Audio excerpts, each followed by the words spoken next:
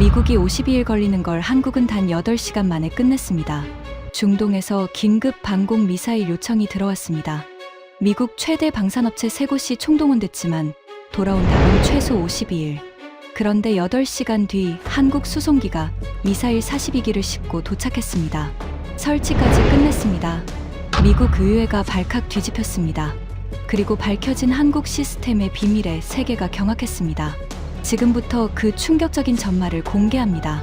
시작하기 전 구독과 좋아요, 그리고 대한민국 화이팅 댓글로 한국을 응원해주세요. 저는 그날 아침을 절대 잊지 못할 겁니다. 워싱턴 러셀 상원 빌딩 216호실. 미 상원 군사위원회 긴급 청문회장이었습니다.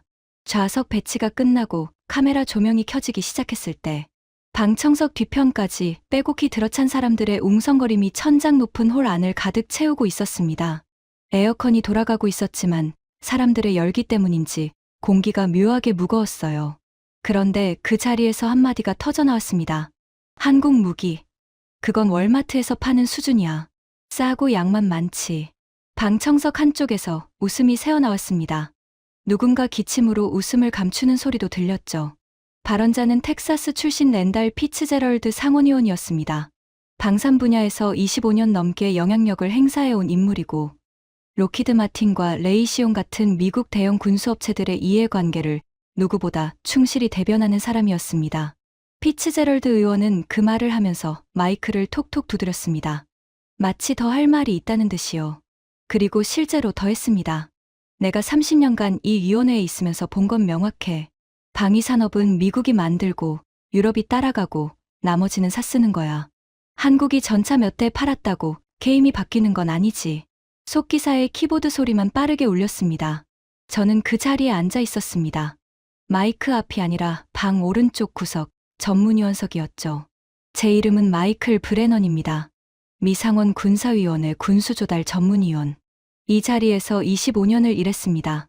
전문위원이라는 직함이 대단해 보일 수도 있지만 쉽게 말하면 의원들이 방산 관련 결정을 내릴 때 필요한 데이터를 준비하는 사람입니다.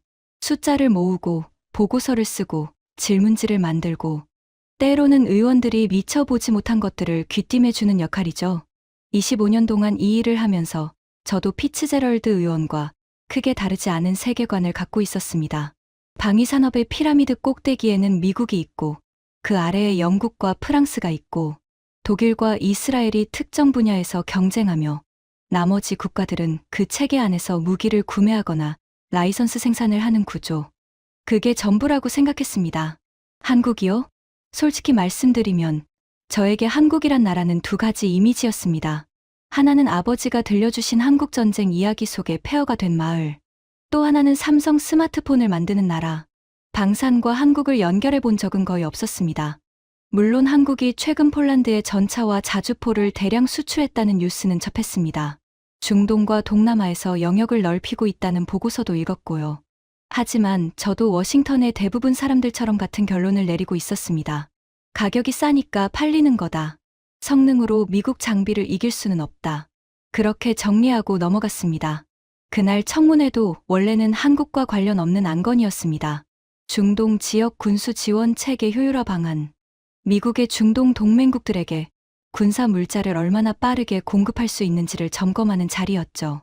지루하지만 중요한 회의였고 저는 관련 데이터를 정리해서 의원들 앞에 두꺼운 자료집으로 배포해 둔 상태였습니다. 그런데 피츠제럴드 의원의 월마트 무기 발언은 그냥 나온 게 아니었습니다. 청문회 시작 20분 전 피츠제럴드 의원이 복도에서 기자 3명에게 둘러싸여 있는 걸 봤습니다. 그때 이미 발언에 윤곽이 보였어요. 의원은 기자들에게 이렇게 말하고 있었습니다. 최근 한국 방산 수출 실적이 부풀려지고 있어. 마치 한국이 미국 방산을 위협하는 것처럼 포장하는 기사들이 있는데 실상은 달라. 폴란드 계약. 저가 물량 공세지. 미국 장비를 살 예산이 없는 나라들이 한국한테 가는 거야. 그게 전부야. 기자 중 한 명이 물었습니다. 하지만 최근 나토 일부 국가에서도 한국 장비 도입을 검토하고 있다는 보도가 있는데요. 피츠제럴드 의원은 코웃음을 쳤습니다.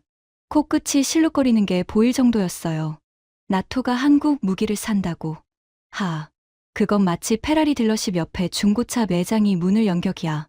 구경은 할 수 있겠지. 사는 건 다른 문제고. 기자들이 받아 적는 소리가 들렸습니다. 저는 그 대화를 복도 반대편에서 커피를 들고 서서 듣고 있었습니다. 불쾌했느냐고요?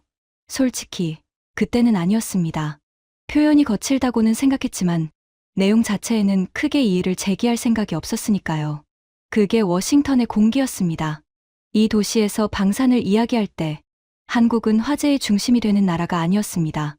의원들의 관심사는 로키드 마틴의 F-35 추가 생산 물량, 레이시온의 패트리어트, 미사일 업그레이드 예산, 제너럴 다이내믹스의 신형 구축함 건조 일정, 전부 미국 기업, 미국 무기, 미국 돈 이야기였습니다. 한국이 폴란드에 전차를 팔았다는 소식은 의원 보좌관들 사이에서 점심 식사 화제거리 정도였습니다. 누군가 꺼내면 아, 그래? 싸게 팔았나 보지 하고 넘어가는 수준이었어요. 저도 마찬가지였습니다. 우리 위원회에서 한국 방산을 진지하게 분석한 보고서가 작성된 적이 있었느냐고요? 25년 동안 단 한 번도 없었습니다. 그게 한국 방산에 대한 워싱턴의 평가였습니다. 분석할 가치조차 없다는 뜻이었으니까요. 피츠제럴드 의원은 그런 분위기를 가장 노골적으로 대변하는 사람이었습니다. 아니, 대변하는 수준이 아니라 즐기고 있었다고 해야 맞을 겁니다. 그는 한국 방산을 깎아내릴 때마다 묘하게 신이 나는 표정을 지었어요. 입꼬리가 올라가고 목소리에 리듬이 붙었습니다. 마치 저녁 파티에서 유머를 던지는 것처럼요. 나중에 알게 된 사실인데 피츠제럴드 의원의 최대 정치 후원금 출처가 미국 3대 방산 기업이었습니다. 로키드 마틴, 레이시온, 노스롭 그루먼. 한국 방산이 성장한다는 건 그에게 단순한 외교 뉴스가 아니었습니다. 자기 후원자들의 시장 점유율이 줄어든다는 뜻이었어요. 그러니 한국을 깎아내리는 게 신나지 않을 리가 없었죠. 그리고 저도 그 커뮤니티의 일원이었습니다. 그래서 청문회장에서 월마트 무기라는 말이 나왔을 때 저는 불편하긴 했지만 반박하지 않았습니다. 제 역할은 데이터를 제공하는 것이지 의원의 발언에 이의를 제기하는 것이 아니었으니까요. 하지만 바로 그 청문회가 끝나고 36시간 뒤 저는 그 월마트 무기 발언을 완전히 다른 눈으로 떠올리게 됩니다. 그리고 피츠제럴드 의원을 포함한 워싱턴 전체가 한국이라는 나라를 다시 보게 만든 사건이 터졌습니다. 청문회가 끝난 다음 날 저녁이었습니다. 사무실에서 보고서를 정리하고 있었는데 국방부 연락관에게서 긴급 통보가 왔습니다. 중동 우방국 하나가 긴급 방공 미사일 지원을 요청했다는 내용이었습니다. 국가명은 밝히기 어렵지만 미국과 오래된 군사 파트너십을 유지하고 있는 나라였습니다. 갑작스러운 안보 위기로 기존 방공 체계에 심각한 공백이 생겼고 단거리 요격 미사일 42기가 즉각 필요하다는 요청이었습니다. 조건은 하나였습니다. 가능한 한 빨리. 저는 즉시 국방부 군수국과 연결해 주요 미국 방산업체들의 대응 상황을 추적하기 시작했습니다.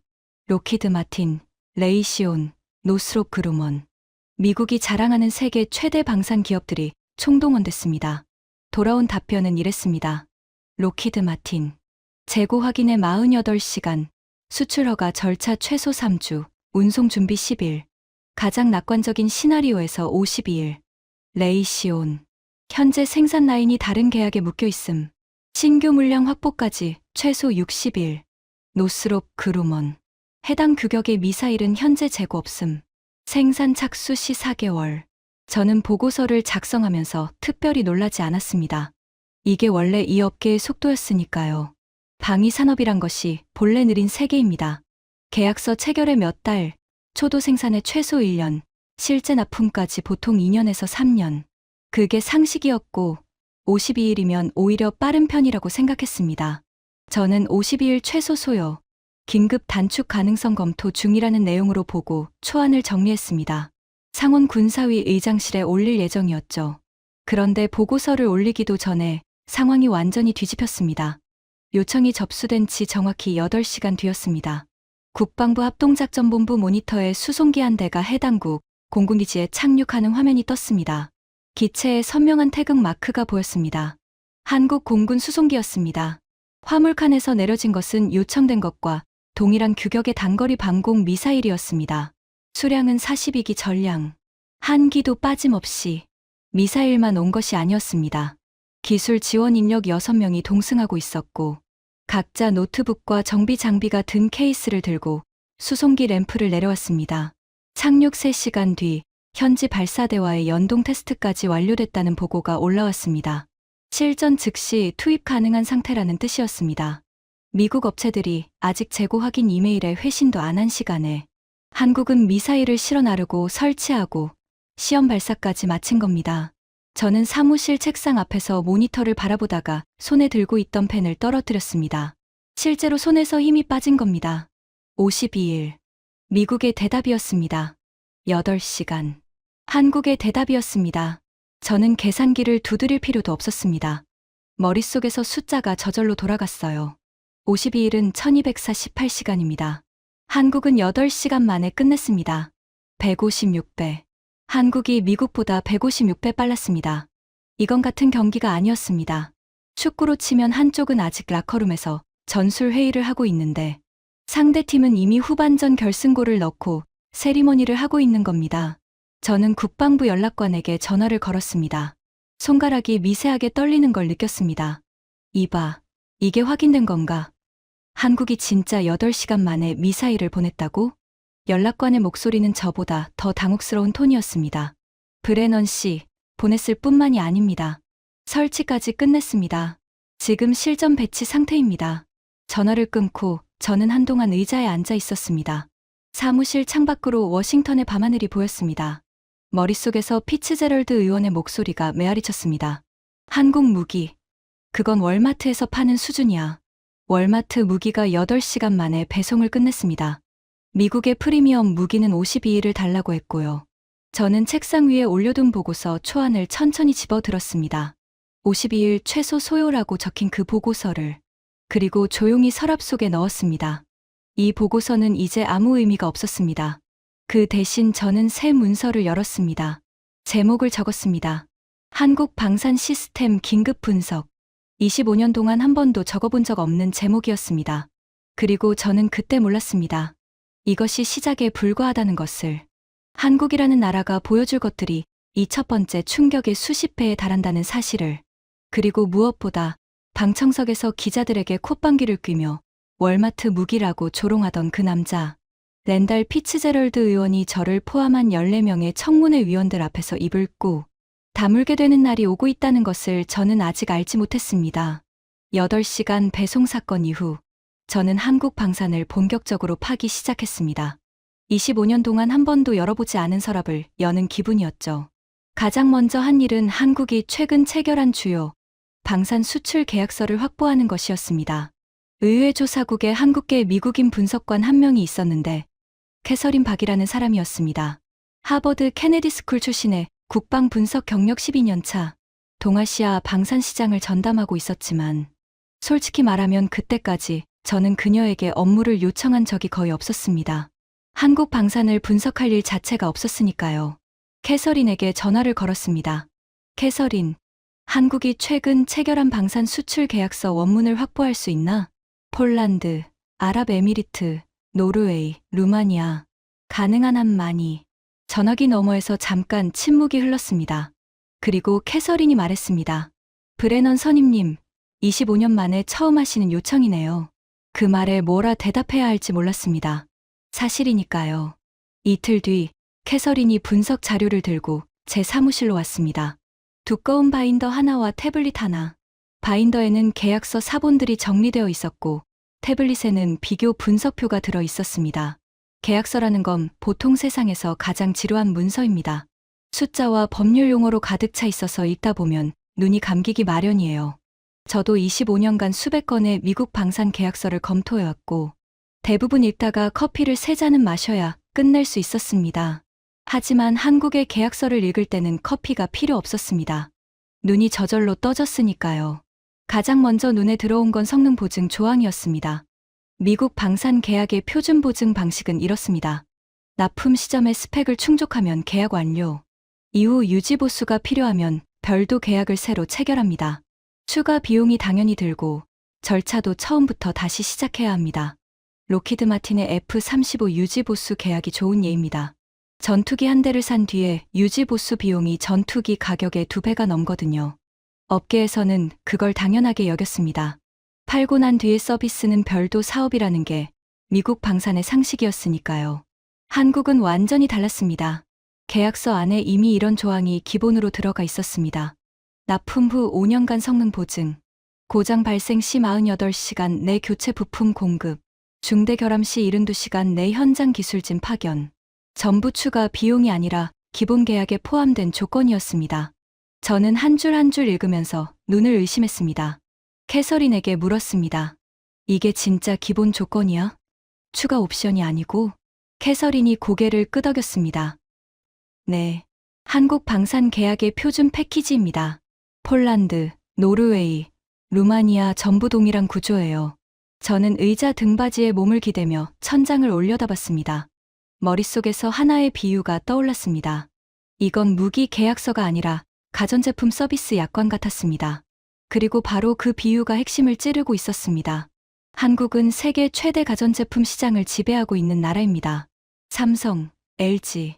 이 기업들은 물건을 파는 것으로 끝나지 않습니다. 물건을 산 뒤의 경험까지 설계하는 게 한국식 비즈니스입니다. 배송, 설치, 사후 관리, 업그레이드. 그 전체가 하나의 패키지죠. 한국은 그 철학을 그대로 무기에 적용한 겁니다.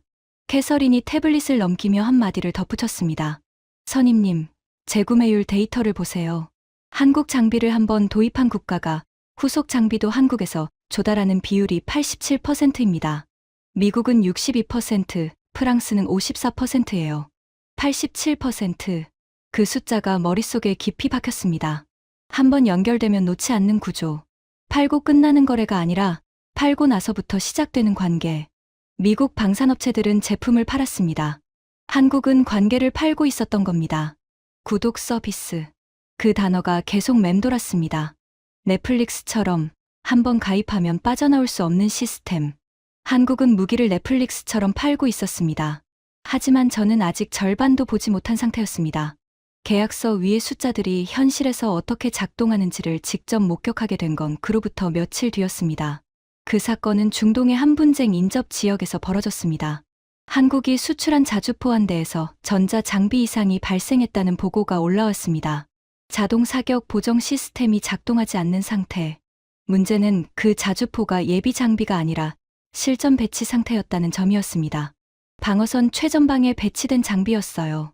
만약 수리를 위해 후방으로 이동시키면 그 구간의 방어선에 공백이 생깁니다.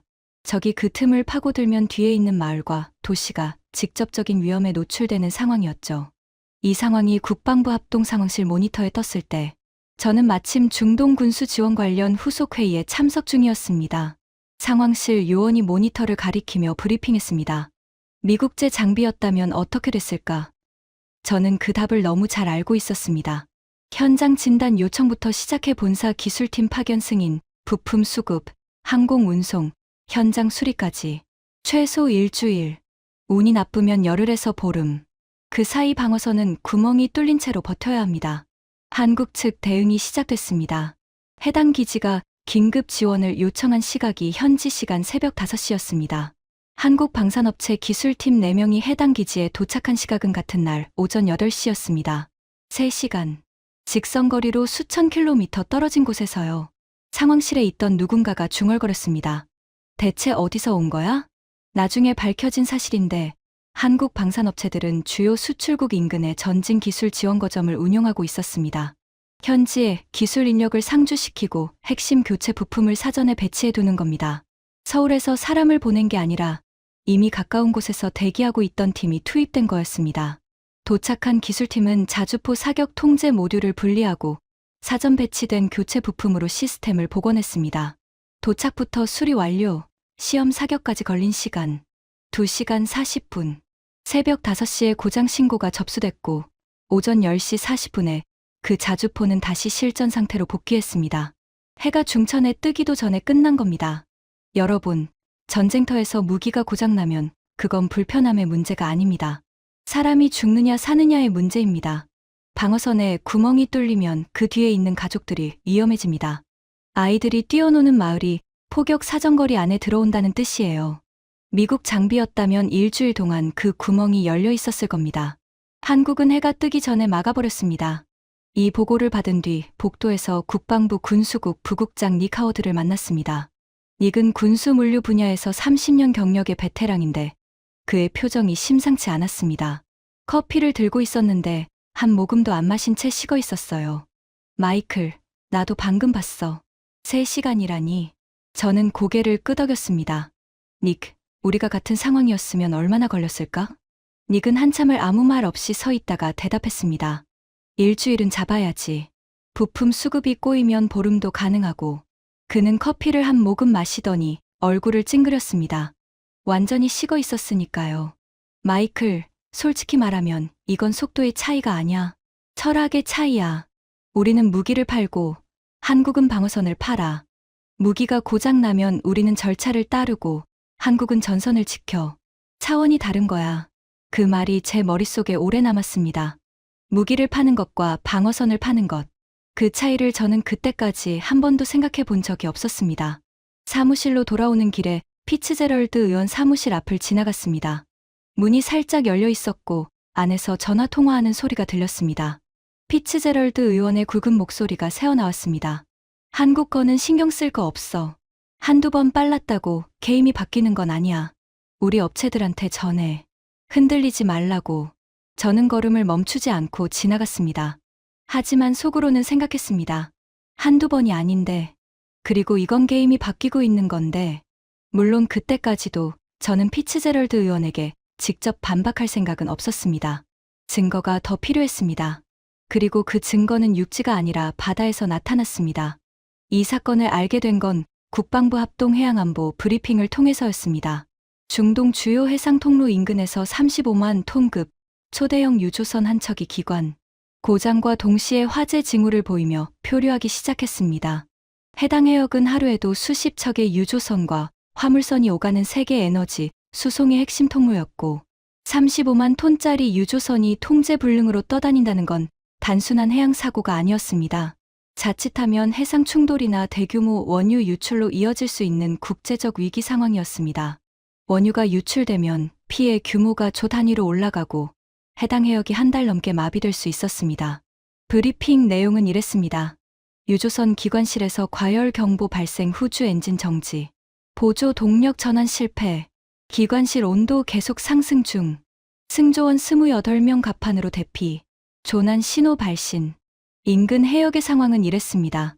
미 해군 이지스 구축함이 약 38해리 거리에 있었고 영국 해군 호위함이 32해리 지점에 있었습니다. 그리고 한국 해군 구축함 한 척이 26해리 거리에서 호송 임무 중이었습니다. 여기서 잠깐 국제해상 구조의 표준 절차를 설명드려야겠습니다. 서방 해군의 매뉴얼에 따르면 대형 선박 화재 상황의 기본 대응은 단계적 접근입니다. 먼저 원거리에서 상황 관측, 화재 규모와 폭발 위험 평가, 안전거리 확보, 전문 소방 장비 도착 후 진입, 시간이 걸리더라도 안전을 우선한다. 교과서적이고 합리적인 방식입니다. 미 해군 구축함 함장은 매뉴얼대로 움직였습니다. 현장 도착 예상 시간을 계산하고 본부에 상황 보고를 올리고 구조 프로토콜에 따른 단계적 접근을 준비했습니다. 정석이었고 저는 그 판단이 틀렸다고 생각하지 않습니다. 한국 해군은 다르게 움직였습니다. 한국 구축함 함장은 조난 신호를 접수한 지 7분 만에 전속 항진을 명령했습니다. 동시에 함내 손해 통제반과 화재 진압팀을 출동 준비 상태로 전환하고 유조선 측과 직접 통신을 열어 기관실 도면과 화재 위치를 실시간으로 수신하기 시작했습니다. 아직 현장에 도착하지도 않은 상태에서 이미 작전 계획을 세우고 있었던 겁니다. 여기까지는 이해할 수 있습니다. 빠르게 반응한 거니까요. 하지만 제가 브리핑 모니터 앞에서 몸을 앞으로 숙이게 된 건 그 다음이었습니다. 한국 구축함이 유조선에 접근하면서 취한 방식이 서방 매뉴얼과 완전히 달랐습니다. 표준 절차라면 안전거리를 유지하고 화재 상황을 평가한 뒤 진입해야 합니다. 한국 함장은 유조선 측에서 실시간으로 받은 기관실 데이터를 분석한 결과 폭발 위험은 낮고 화재 확산이 주된 위협이라고 판단해서 안전거리를 대폭 줄이고 유조선에 직접 접현했습니다. 접현. 배와 배를 나란히 바짝 붙이는 기동입니다. 35만 톤짜리 불타는 유조선 옆에 군함을 가져다 댄 겁니다. 브리핑실에 있던 미 해군 장교 한 명이 고개를 저었습니다. 또 다른 장교가 작은 소리로 중얼거렸습니다. 미쳤군. 저편과 동시에 한국 구축함은 화재 진압팀 14명을 유조선에 투입했습니다. 이 팀은 함내에서 이미 기관실 도면을 숙지한 상태였고 진입 경로와 소화 장비 배치까지 사전에 계획을 완료한 뒤 들어간 겁니다. 배가 도착하기도 전에 작전이 이미 완성되어 있었습니다. 화재 진압팀이 기관실에 진입해서 화재를 통제하는 데 걸린 시간 28분. 승조원 28명 전원의 안전이 확인되고 기관실 온도가 안정되기까지 총 소요 시간. 조난 신호 접수부터 상황 종료까지 2시간 51분. 미국 구축함이 현장에 도착한 건 한국 함정이 화재를 진압하고 약 1시간 뒤였습니다. 영국 호위함은 그보다 더 늦었고요. 도착했을 때 유조선은 이미 임시 동력을 회복한 상태였고 한국 기술팀이 기관실 응급 복구를 진행하고 있었습니다. 브리핑실이 조용해졌습니다. 닉 하워드가 제 옆자리에서 모니터를 바라보다가 낮은 목소리로 말했습니다. 마이클, 저건 군사 작전이 아니라 배달이야. 로켓 배달. 아무도 웃지 않았습니다. 닉도 웃지 않았고 저도 웃을 수 없었습니다. 이 사건이 왜 더 큰 파장을 일으켰는지 말씀드려야겠습니다. 사건 이후 국제해사기구에서 한국의 대응 사례에 대한 공식 검토가 진행됐습니다. 기존 서방 중심의 해상구조 매뉴얼은 안전거리를 넓게 잡고 단계적으로 접근하는 방식을 표준으로 삼고 있었는데 한국의 대응은 실시간 데이터 분석에 기반한 조기 접근이 오히려 더 효과적이고 신속할 수 있다는 걸 실전으로 증명한 겁니다. 결과적으로 국제해사기구는 해상 위기 대응 가이드라인 일부를 수정하면서 한국식 대응 체계를 참고 모델로 반영하기 시작했습니다. 실시간 데이터 기반 위험 평가 절차, 도착 전 작전 계획 수립 프로토콜, 상황에 따른 접근 거리 유연 조정, 전부 이번 사건에서 한국 해군이 보여준 방식을 기초로 한 것이었습니다. 국제 규칙이라는 건 수십 년간 쌓인 경험과 합의의 산물입니다. 그걸 바꾸려면 회의실에서 아무리 훌륭한 제안을 해봐야 소용없습니다. 실전에서 작동했다는 증거가 있어야 합니다. 한국은 그 증거를 35만 톤짜리 불타는 유조선 위에서 직접 만들어낸 겁니다. 브리핑이 끝난 뒤 저는 한참을 자리에 앉아 있었습니다. 조난 신호 접수 7분 만에 전속 항진, 도착 전 작전 완성, 저편 기동, 28분 화재 진압, 2시간 51분 상황 종료, 승조원 28명 전원 무사, 그리고 국제해운 규칙의 수정. 이 나라는 대체 뭘까? 방산도 빠르고 바다 위 작전도 빠르고 그 빠름이 세계의 규칙까지 바꿔버리는 나라. 하지만 진짜 질문은 따로 있었습니다. 대체 이 속도는 어디서 오는 걸까? 저는 그 답을 찾기 위해 더 깊이 파고들어야 했습니다. 한국 방산의 속도가 어디서 시작됐는지 이해하려면 현재가 아니라 과거로 가야 했습니다. 캐서린 박이 결정적인 자료를 가져다 준 건 유조선 사건이 있고 약 열흘 뒤였습니다. 그녀는 한국방산기술발전사를 정리한 내부 분석 보고서를 만들고 있었는데 그 과정에서 한국국방과학연구 기관 출신 퇴직 연구원들의 인터뷰 자료를 확보했습니다. 캐서린이 제 사무실 의자에 앉으면서 말했습니다. 선임님, 이건 좀 긴 이야기인데요. 들으실 준비 되셨어요? 저는 커피잔을 내려놓고 등받이에 몸을 기댔습니다. 들을 준비가 됐다고 했습니다. 캐서린이 설명을 시작했습니다. 90년대 초반 한국의 방위산업은 지금과 완전히 다른 모습이었습니다. 핵심 무기 체계는 거의 전부 수입에 의존했고 국산화라고 해봐야 조립이나 라이선스 생산 수준이었습니다. 특히 미사일의 핵심 부품인 정밀 유도 장치와 탐색기는 전적으로 해외에서 사야 했는데 기술 이전은 꿈도 못 꿨습니다. 서방 군수 기업들의 원칙은 명확했어요. 팔기는 하지만 속은 보여주지 않는다. 그 시절 한국의 국방연구기관에 30을 간 넘긴 젊은 연구원이 한 명 있었습니다. 이름은 기록에 남아있지 않습니다. 다만 후배 연구원들 사이에서 선생님이라고 불렸다는 것만 확인됐습니다. 그 연구원이 유럽의 대형 방산 전시회에 한국 대표단의 막내 자격으로 참석했습니다. 예산이 빠듯해서 전시장에서 버스로 40분 거리의 허름한 호텔에 묵었고 식비가 부족해 매일 아침 빵 하나로 끼니를 때웠다고 합니다. 전시장에는 독일, 프랑스, 영국, 미국의 거대 방산 기업들이 최신 무기 체계를 과시하고 있었습니다. 미사일 시스템, 전투기 모형, 고성능 레이더. 전부 한국이 갖고 있지 못한 것들이었죠. 그 연구원이 나중에 이렇게 회상했다고 합니다. 남의 집 잔치에 구경 온 기분이었어. 우리는 저걸 살 돈도 없고 만들 능력도 없고 가르쳐 달라고 해도 절대 가르쳐주지 않을 걸 알면서 거기 서 있었거든. 그런데 전시회 셋째 날, 한 유럽 군수, 기업 부스에 미사일 탐색기 내부 구조를 보여주는 단면도 이미지가 걸려 있었습니다. 마케팅용 홍보 자료였을 겁니다. 대부분의 관람객에게는 그냥 지나칠 이미지였어요. 하지만 그 연구원의 눈에는 전혀 다르게 보였습니다. 렌즈 배열 방식, 냉각 구조의 형태, 신호 처리 모듈의 위치. 완벽한 정보는 아니었지만 힌트로는 충분했습니다. 이미 수년 동안 관련 논문을 파고들며 머릿속에서 퍼즐을 그리고 있었던 사람에게 빠진 조각이 바로 그 사진 속에 있었던 겁니다. 전시장에서는 사진 촬영이 금지되어 있었습니다. 그래서 호텔로 돌아와 밤새도록 기억을 되살리며 스케치를 했습니다. 눈으로 본 구조를 하나하나 떠올리며 노트에 옮겨 그린 겁니다. 한국으로 돌아온 뒤 그 스케치를 기반으로 역설계 연구가 시작됐습니다. 하지만 시작이 곧 성과는 아니었습니다. 오히려 거기서부터가 진짜 고통의 시작이었습니다. 캐서린이 태블릿에서 숫자 하나를 가리켰습니다. 실패 횟수, 공식 기록만 73번. 렌즈 소재가 맞지 않아 냉각 방식을 바꾸면 해상도가 무너지고, 해상도를 잡으면 단가가 폭등하고, 단가를 맞추면 성능이 떨어지고, 하나를 해결하면 다른 문제가 터지고, 문제를 고치면 또 다른 부분이 무너지는 끝없는 반복이었습니다. 장비가 부족해 시뮬레이션을 돌릴 컴퓨터도 모자랐고, 필요한 소재를 구하려면 해외 주문을 넣고 몇 달을 기다려야 했습니다. 주변에서는 그냥 사서 쓰는 게 낫지 않겠냐, 우리 수준에서 그런 건 무리라는 말이 끊이지 않았고요. 가장 무서웠던 건 반대가 아니라 무관심이었다고 합니다. 안 된다고 말하는 사람은 그래도 관심이 있는 겁니다. 대부분은 쳐다보지도 않았어요. 어차피 안 될 거라고 생각했으니까요. 32살에 시작한 연구가 결과를 낸 건 38살이었습니다. 6년. 73번의 실패를 견뎌낸 6년이었습니다. 저는 캐서린의 이야기를 듣고 가만히 있었습니다. 미국에서는 이런 식으로 연구하지 않습니다. 미국의 방산 연구 개발은 체계적이고 예산이 철저히 관리됩니다. 실패가 일정 횟수를 넘기면 프로젝트를 재검토하거나 중단하는 게 합리적인 판단으로 받아들여집니다. 73번 실패하고도 계속하는 건 미국 기준으로는 비합리적입니다. 하지만 한국은 합리적이지 않았습니다. 대신 집요했습니다. 그리고 그 집요함이 결과를 만들었습니다.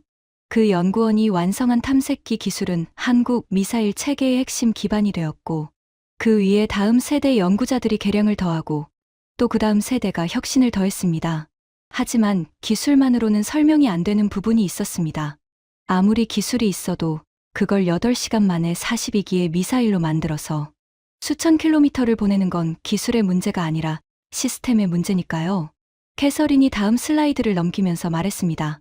선임님, 이제 진짜 무서운 이야기를 할게요. 한국이 이 속도를 만들어낸 비밀은 조선소에 있습니다. 조선소요? 배 만드는 곳이 무기 속도와 무슨 관련이 있다는 건가? 캐서린이 미소를 지었습니다.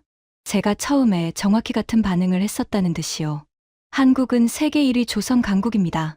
30만 톤급 초대형 유조선을 만드는 작업은 인류가 수행하는 가장 복잡한 제조 프로젝트 중 하나입니다. 선체, 배관, 전기 배선, 엔진, 항해 장비, 거주 공간까지 수만 개의 부품이 하나로 결합되어야 하고, 하나라도 어긋나면 바다 위에서 생명이 위험해집니다. 한국 조선소는 이걸 블록 건조 방식으로 합니다. 거대한 선박을 수백 개의 블록으로 나눠서 동시에 제작한 뒤 마지막 단계에서 조립하는 방식이죠. 수천 명이 동시에 작업하면서도 밀리미터 단위로 공정이 맞아떨어져야 합니다. 캐서린이 화면에 비교표를 띄웠습니다. 한국 조선소의 블록 건조와 한국 방산공장의 생산 라인을 나란히 놓으면 구조가 거의 동일합니다. 자주포의 차체, 포탑, 사격 통제 장치, 엔진을 각각 다른 라인에서 동시에 생산하고 마지막에 조립하는 방식. 조선소에서 수십 년간 다져온 대규모 정밀 동시 생산 시스템을 그대로 방산에 적용한 겁니다. 그리고 캐서린이 또 하나의 데이터를 보여줬습니다. 한국 조선소에서 함정용 엔진을 개발하며 진행한 극한 내구 시험 기록이었습니다. 엔진 설계 출력은 100%로 설정되어 있었습니다. 시험 과정에서 출력이 190%까지 올라갔습니다. 그 상태로 46분간 엔진이 가동됐습니다. 그리고 멀쩡했습니다. 190%, 46분. 쉽게 말하면 시속 200km가 최고 속도인 자동차를 시속 380km로 46분간 달렸는데 엔진이 아무 이상 없었다는 겁니다. 이건 과잉 설계가 아니라 문화라고 캐서린이 말했습니다. 미국 방산의 설계 철학은 요구 사양에 정확히 맞추는 겁니다. 필요한 만큼 정확하게 낭비 없이. 한국은 다릅니다. 요구 사양을 크게 초과하는 걸 기본으로 합니다. 왜냐하면 한국은 휴전선 너머에 언제든 위협이 존재하는 나라니까요. 장비가 설계 한계에서 딱 멈추면 그건 전선이 무너진다는 뜻이에요. 그래서 한국 엔지니어들은 본능적으로 여유를 더 넣습니다. 공학적 판단이 아니라 생존 본능에 가까운 거죠. 190%에서 46분. 그 숫자 뒤에는 전쟁의 기억이 있었습니다. 하지만 제가 그날 캐서린에게서 들은 이야기 중 가장 충격적인 건 따로 있었습니다. 긴급 군수 주문이 들어오면 한국에서는 방산 기업 하나만 움직이는 게 아니라 산업 전체가 움직인다는 사실이었습니다. 자동차 부품 공장에서 장갑차 부품을 생산하고 조선소에서 함정 블록을 만들고 반도체 공장에서 유도 장치용 칩을 우선 생산하고 통신 장비 기업이 군용 통신 모듈을 공급합니다. 한 나라의 제조업 전체가 하나의 거대한 군수 공장처럼 작동하는 구조입니다. 자유시장 경제 체제에서 이런 구조를 갖춘 국가는 거의 없습니다. 한국이 가능했던 이유는 자동차, 조선, 전자, 방산 산업이 하나의 거대한 생태계 안에서 연결되어 있기 때문입니다. 저는 캐서린의 브리핑을 듣고 의자에 깊이 앉았습니다. 퍼즐이 맞춰지고 있었습니다. 73번 실패를 견딘 연구원의 집요함, 세계 1위 조선소가 다져놓은 생산 체계, 산업 전체가 연동되는 국가 시스템, 설계 한계를 넘어서는 내구 문화, 이것들이 전부 하나로 합쳐져서 8시간 배송이라는 결과를 만들어낸 겁니다. 하지만 캐서린은 아직 끝내지 않았습니다. 선임님, 아직 가장 중요한 이야기를 안 했어요. 캐서린이 태블릿을 넘기며 새로운 화면을 띄웠습니다. 제목은 현대 군사 시스템 성능 결정 요인 비중 분석이었습니다. 가로축에는 무기 체계의 세대별 변화가 있었고, 세로축에는 전투 성능을 좌우하는 핵심 요소의 비중이 나타나 있었습니다. 80년대까지는 기계적 성능이 절대적이었습니다. 장갑 두께, 엔진 출력, 포의 구경. 이런 물리적 요소들이 전체 성능의 73%를 결정했습니다. 하지만 2000년대 이후 그래프가 완전히 뒤집혔습니다. 기계적 성능의 비중은 급격히 줄어들고 대신 하나의 요소가 가파르게 올라가고 있었습니다. 데이터 처리 능력이었습니다. 최신 무기 시스템에서 전투 성능의 64% 이상이 데이터를 얼마나 빠르게 수집하고 분석하고 전달하느냐에 달려있다는 분석이었습니다. 미사일이 목표를 추적하는 것도 데이터 처리입니다. 전투기가 적기를 먼저 발견하는 것도 데이터 처리입니다. 전차의 능동방어 시스템이 날아오는 포탄을 요격하는 것도 결국 데이터 처리입니다. 현대 전장에서 총알보다 먼저 날아다니는 건 데이터라는 뜻이었습니다. 그리고 그 데이터를 처리하는 핵심 하드웨어가 뭡니까? 반도체입니다. 캐서린이 다음 슬라이드를 넘겼을 때 저는 무의식적으로 등을 곧게 세웠습니다. 주요국 군사용 반도체 공급망 의존도 미국, 유럽, 일본, 중국 거의 모든 국가의 군사 시스템이 동일한 공급원에서 나오는 메모리 반도체를 사용하고 있었습니다. 삼성과 SK하이닉스 이 두 기업이 전 세계 메모리 반도체 시장의 58% 이상을 차지하고 있습니다. 저도 그 사실은 알고 있었습니다. 하지만 저는 그걸 스마트폰이나 서버 같은 민간 산업의 이야기로만 생각해왔습니다. 그런데 그 반도체가 미사일에도 들어가고 전투기에도 들어가고 이지스 전투 시스템에도 들어간다는 사실을 이렇게 명확한 데이터로 보니 전체 그림이 보이기 시작했습니다. 캐서린이 정리했습니다. 한국은 자국 무기 시스템에 들어가는 핵심 메모리 반도체를 자체적으로 설계하고 생산할 수 있는 극소수 국가 중 하나입니다. 이건 단순히 부품을 국산화했다는 뜻이 아닙니다. 무기의 두뇌를 스스로 만들 수 있다는 의미예요. 무기의 두뇌. 그 표현이 머릿속에 깊이 박혔습니다. 생각해보면 그동안 제가 놀랐던 모든 사건들. 8시간 만에 미사일을 보낸 일. 3시간 만에 자주포를 복구한 일. 7분 만에 출동을 결정해 유조선을 구한 일. 모든 속도의 뒤에는 데이터를 빠르게 처리하는 시스템이 있었습니다. 미사일이 빠른 게 아니라 미사일 안에 들어있는 반도체가 빠른 것이었습니다. 작전이 빠른 게 아니라 상황 분석 시스템의 데이터 처리가 빠른 것이었습니다. 현대 군사 경쟁의 본질은 이미 바뀌어 있었습니다. 철강 생산량이 군사력을 결정하던 시대는 끝났습니다. 석유 매장량이 전쟁의 승패를 좌우하던 시대도 지나가고 있습니다. 지금은 반도체입니다. 그리고 한국은 그 반도체를 세계에서 가장 많이 만드는 나라 중 하나였습니다. 한국을 설명할 때 항상 따라붙는 말이 있습니다. 자원이 없는 나라, 석유도 없고 천연가스도 없고 광물 자원도 부족한 나라. 하지만 그 나라가 선택한 전략은 자원을 사오는 것이 아니라 남들이 반드시 사야 하는 것을 만드는 것이었습니다. 반도체가 없으면 미사일은 날아가지 못하고 전투기는 적을 찾지 못하며 방공 시스템은 작동하지 않습니다. 반도체는 21세기의 석유입니다. 그리고 그 석유를 가장 많이 생산하는 나라가 바로 한국이었습니다. 저는 사무실 창밖을 바라봤습니다. 워싱턴의 하늘에 석양이 지고 있었습니다. 기술, 생산 시스템, 반도체, 퍼즐 조각들이 하나씩 맞춰지고 있었습니다. 하지만 여전히 어딘가 빠져있는 느낌이 있었습니다. 독일에도 기술이 있고, 일본에도 제조업이 있으며, 미국에도 반도체가 있습니다. 그런데 왜 한국만 이런 속도를 만들어내는 걸까? 기술이나 시스템보다 더 근본적인 무언가가 있을 거라는 직감을 떨쳐낼 수 없었습니다. 그리고 그 답을 찾게 된 건 제가 전혀 예상하지 못한 곳에서였습니다. 캐서린의 브리핑이 끝난 뒤 저는 약 2주 동안 보고서를 작성했습니다. 제목은 한국 방산 시스템 분석 및 미국 군수 전략 시사점. 25년 경력 동안 가장 공을 들인 보고서였습니다. 보고서는 상원 군사위원회 긴급 청문회 안건으로 상정됐습니다. 중동 군수 지원 효율화 후속 안건의 일부로요. 청문회 일정이 잡히고 의원 14명에게 사전 자료가 배포됐습니다. 물론 피츠제럴드 의원에게도요. 청문회 전날 밤 피츠제럴드 의원 보좌관에게서 전화가 왔습니다. 브레넌 전문위원, 의원님께서 내일 보고서 관련해서 질문을 좀 준비하고 계십니다. 한국 방산 데이터의 신뢰성에 대한 부분이요. 예상한 일이었습니다. 피츠제럴드 의원은 한국 방산의 성장을 인정할 생각이 없었습니다. 그의 최대 후원자인 미국 방산업체들의 시장 점유율이 걸린 문제였으니까요. 한국이 잘한다는 보고서가 의회 공식 기록에 남는 건 그에게 최악의 시나리오였을 겁니다.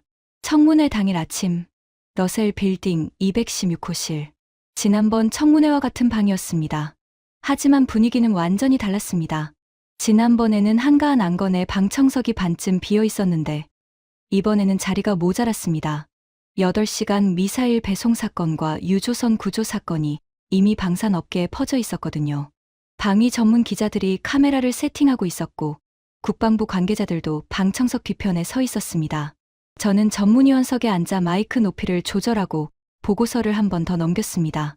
손끝이 미세하게 떨리는 걸 느꼈습니다. 25년 만에 처음 느끼는 긴장이었습니다. 위원장이 개회를 선언하고 저에게 발언을 넘겼습니다. 저는 준비한 데이터를 하나씩 제시했습니다. 8시간과 52일의 차이. 한국식 구독 서비스 계약 모델과 87%의 재구매율. 3시간 현장 복구 시스템. 유조선 사건과 국제해운 규칙 변경.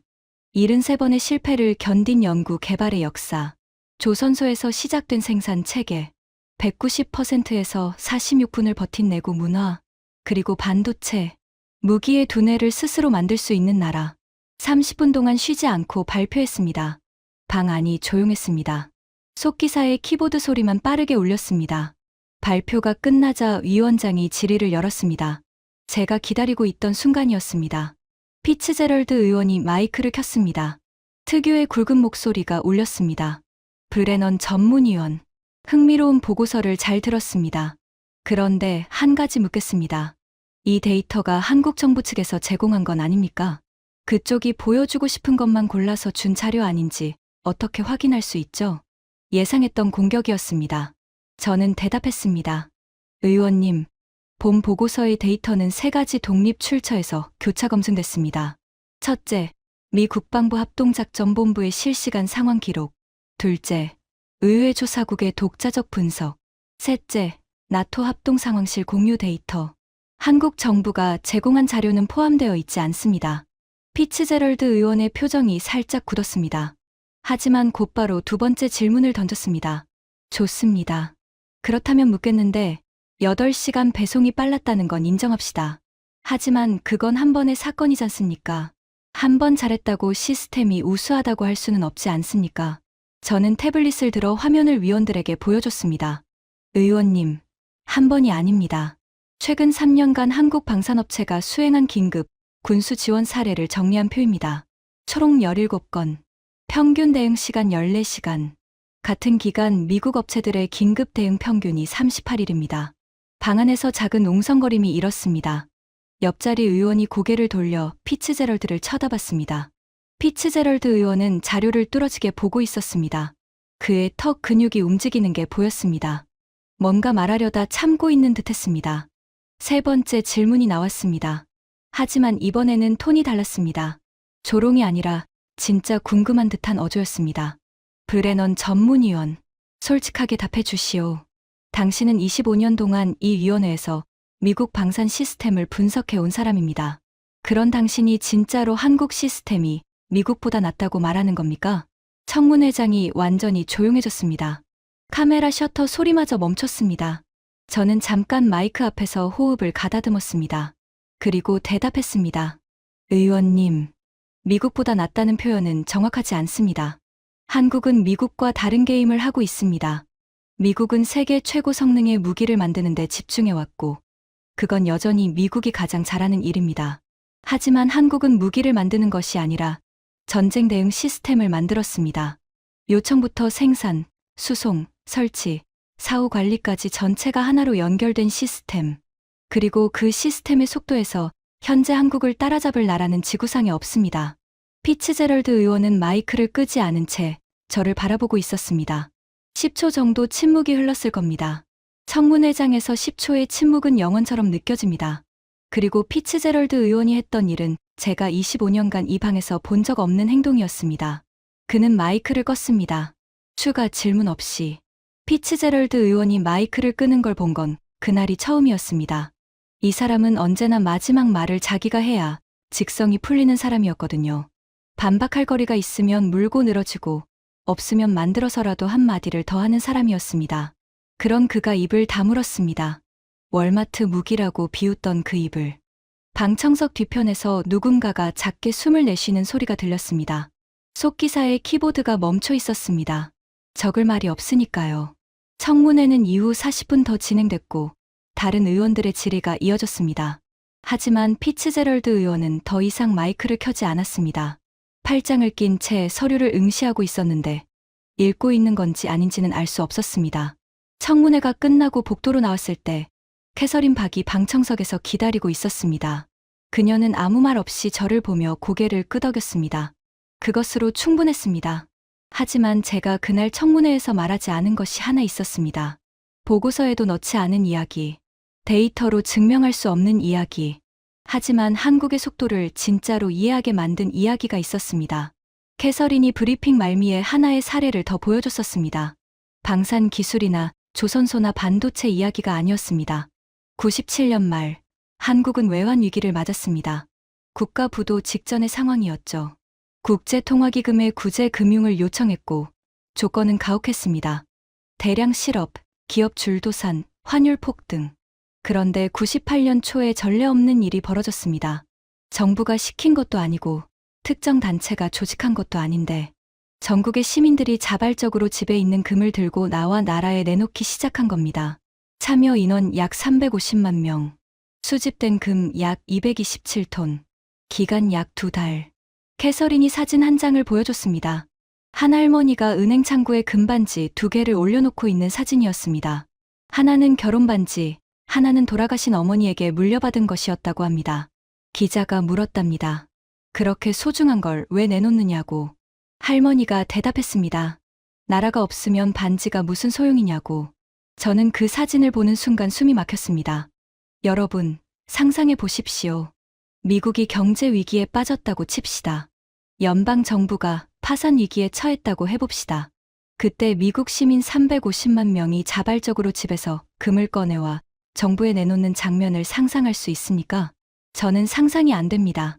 개인의 재산은 개인의 것이고 국가 위기는 정부가 해결할 일이라고 생각하는 게 미국 사회의 보통 반응이니까요. 한국은 달랐습니다. 350만 명이 움직였습니다. 누가 시키지 않았는데요. 그리고 그 순간 모든 퍼즐이 맞춰졌습니다. 긴급 군수 주문이 들어오면 자동차, 조선, 전자산업이 동시에 움직이는 이유. 연구원이 73번 실패하고도 포기하지 않는 이유. 해군 함장이 7분 만에 35만 톤짜리 불타는 배를 향해 전속력으로 달려가는 이유. 전부 같은 뿌리였습니다. 위기 앞에서 결혼 반지를 꺼내놓는 마음. 수백만 명이 동시에 같은 방향을 바라보며 움직이는 힘. 기술이나 시스템보다 더 깊은 곳에 있는 무언가. 카탈로그에 적을 수 없는 것. 계약서에 명시할 수 없는 것. 돈으로 살 수도 없는 것. 그리고 그때 아버지 생각이 났습니다. 제 아버지 로버트 브레너는 한국전쟁 참전 해병대원이었습니다. 50년 인천에 상륙해서 흥남 철수까지 함께한 사람이었어요. 아버지는 한국 이야기를 자주 하셨습니다. 하지만 전투 이야기가 아니었습니다. 늘 같은 장면을 말씀하셨어요. 마이클, 내가 한국에서 본 건 폐허였어. 건물이 없고 도로가 없고 전기가 없었어. 겨울에 영하 20도 아래로 떨어지는데 아이들이 맨발이었어. 그 나라 사람들 눈에는 두 가지가 있었어. 하나는 두려움이고 또 하나는 그 두려움보다 강한 뭔가였어. 그게 뭔지는 나도 모르겠어. 하지만 그 눈빛을 가진 사람들이 무너지지는 않을 거라고 생각했어. 아버지는 그 말을 하실 때마다 창밖을 바라보셨습니다. 먼 곳을 보는 듯한 눈이었어요. 아버지는 12년 전에 돌아가셨습니다. 한국이 세계 4위 방산 수출국이 된 것도, 8시간 만에 미사일을 배송하는 시스템을 만든 것도, 바다 위에서 국제 규칙을 바꾼 것도 보지 못하셨습니다. 하지만 아버지가 50년에 흥남 부두에서 본 그 눈빛, 두려움보다 강한 무언가, 그게 70년이 지나서 이런 결과를 만들어낸 겁니다. 사무실로 돌아온 뒤 저는 책상 서랍에서 오래된 사진 한 장을 꺼냈습니다. 아버지가 한국에서 찍은 흑백 사진이었습니다. 배경에 무너진 건물이 보이고 아버지 옆에 한국인 소년 하나가 서 있었습니다. 이름도 모르는 아이. 맨발에 찢어진 옷을 입고 있었지만 카메라를 똑바로 바라보고 있었습니다. 그 아이가 자라서 혹은 그 아이의 아들이 혹은 그 아이의 손자가 지금 한국 어딘가에서 미사일을 만들고 있을지도 모릅니다. 조선소에서 설계 한계를 시험하는 엔진을 돌리고 있을지도 모릅니다. 반도체 공장에서 나노미터 단위의 공정을 멈추지 않고 가동하고 있을지도 모릅니다. 맨발이던 나라가 세계의 규칙을 바꾸는 나라가 됐습니다. 피츠제럴드 의원이 월마트 무기라고 불렀던 그 나라가. 저는 사진을 책상 위에 올려놓고 오래 바라봤습니다. 아버지, 그 불쌍하다고 하셨던 나라가 이렇게 됐습니다. 아버지가 본 그 눈빛이 70년 동안 멈추지 않았더라고요. 청문회 보고서를 제출한 며칠 뒤 캐서린에게서 짧은 이메일이 왔습니다. 선임님, 한국방위사업청 관계자가 보고서를 읽었다면서 짧은 메시지를 보내왔습니다. 전달드릴게요. 메시지는 한 줄이었습니다. 감사합니다.